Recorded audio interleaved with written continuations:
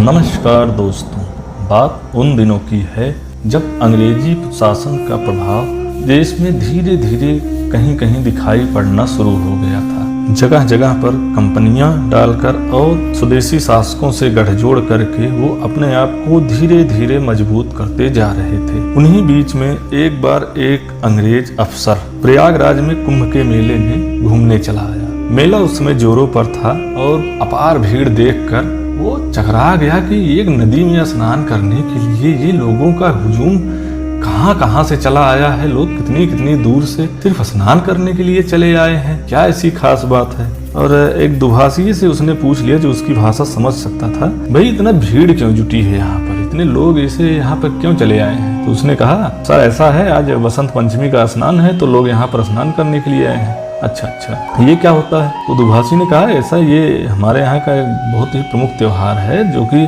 पड़ा हुआ है, तो उसी में स्नान करने के लिए लोग आए हुए हैं। अच्छा ठीक है, लेकिन इनको पता कैसे, लेकिन इतने सारे लोगों को एक साथ कैसे पता चल गया कि आज ही बसंत पंचमी है और इतने सब के सब नहाने चले आए। तो उसने कहा, ऐसा है कि हमारे यहाँ जैसे लगभग सभी गाँव में पंडित जी रहते हैं, तो पंडित जी बता देते हैं कि फला तारीख को बसंत पंचमी है। तो उसने कहा, अरे पंडित जी बता देते हैं, सभी पंडित जी एक ही तारीख को बता देते हैं। उसने कहा, और क्या, सभी पंडित जी एक ही बात बताते हैं, सबकी गणना भविष्यवाणी सब एक ही रहती है, सब अपना सटीक दिन तारीख बताते हैं। तो उसने अंग्रेज ने कहा, तो ये बताओ वो पंडित जी कहाँ मिलेंगे, मैं भी उनको देखना चाहता हूँ। दुभाषी ने कहा, पंडित जी तो यहाँ भी कहीं कहीं मिल जाएंगे, कहीं कहीं जरूर बैठे होंगे, माघ मेला चल ही रहा है, तमाम लोग यहाँ पर दर्शन करने के लिए आए, स्नान के लिए आए हैं, और कई लोग तो कल्पवास करने के लिए भी आते हैं, तो कहीं न कहीं पंडित जी मिल ही जाएंगे। ऐसा करके वो दुभाषी अंग्रेज को लेकर घूमने लगा। तो संयोग से एक झोपड़ी नुमा स्थान पर पंडित जी एक बैठे मिल गए।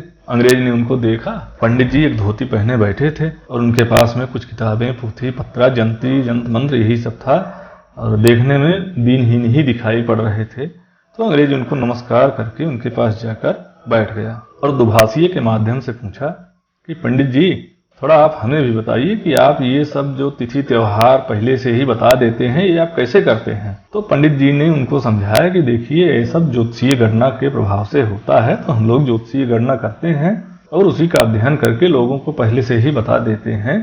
तो अंग्रेज ने कहा कि और क्या क्या करते हैं आप। तो पंडित जी ने कहा कि देखिए, सनातन के सारे संस्कार हम ही लोग संपन्न कराते हैं और सनातनी मान्यताओं का पालन स्वयं भी करते हैं और लोगों से भी कराते हैं। तो अंग्रेजी ने कहा, अच्छा ठीक, और ये सब क्या रखे हैं पंडित जी। तो पंडित जी ने कहा, देखिए ये सब ग्रह नक्षत्र हैं, अगर कोई आदमी किसी मुसीबत में है, परेशानी में है, हमारे पास आता है तो हम उसके ग्रह नक्षत्र को देखकर उसी हिसाब से उसका समाधान बताते हैं। अंग्रेज अधिकारी पंडित जी की खूब चापलूसी करके काफी जानकारियां इकट्ठा किया और इकट्ठा करने के बाद अपनी यात्रा स्थगित करके सीधे तुरंत इंग्लैंड पहुंच गया वापस, और वहां जाके वायसराय से कहा, देखिए भारत मामूली देश नहीं है, यहाँ पर एक विशेष जाति रहती है ब्राह्मण, और उनमें भी कुछ लोग होते हैं पंडित। ये एक ऐसा वर्ग है, जब तक इसका दमन नहीं किया जाएगा तब तक भारत में शासन की कल्पना करना ही व्यर्थ। ये लोग जब एक त्योहार के नाम पर इतनी लाखों लोगों की भीड़ इकट्ठा कर सकते हैं